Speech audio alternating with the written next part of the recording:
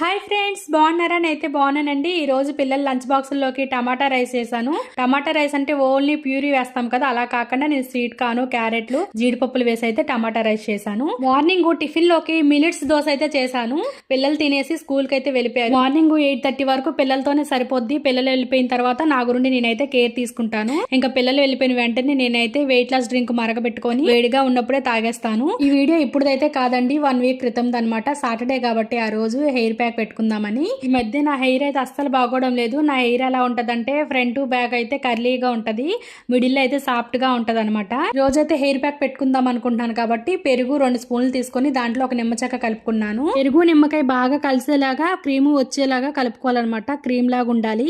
తలకు పెట్టుకునే ముందు చిక్కులు లేకుండా జుట్టుని అయితే చక్కగా దువ్వేసుకొని ఇలా పాయలు తీసుకొని పెరుగుని అయితే అప్లై చేసుకోవాలి. నిమ్మకాయ వేయడం వల్ల మనకి డాండ్రఫ్ కూడా ఉండదు.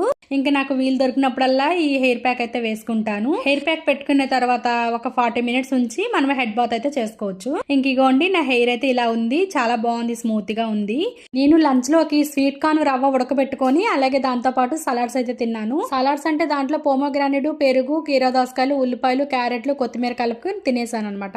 ఈవినింగ్ పిల్లల కోసం అయితే నేను పూల మకానా, అటుకులు, జీడిపప్పులు డ్రై రోస్ట్ చేస్తాను. దాంట్లో అయితే కొంచెం ఉప్పు, కారం అయితే వేసేసి ఇంకా పిల్లలు అలాగే నేనైతే తినేసాం అనమాట. టేస్ట్ చాలా బాగుంది. వీడియో నచ్చింది అనుకుంటున్నాను. నచ్చితే మాత్రం తప్పకుండా లైక్ చేసి సబ్స్క్రైబ్ చేసుకోండి. Thank you for watching.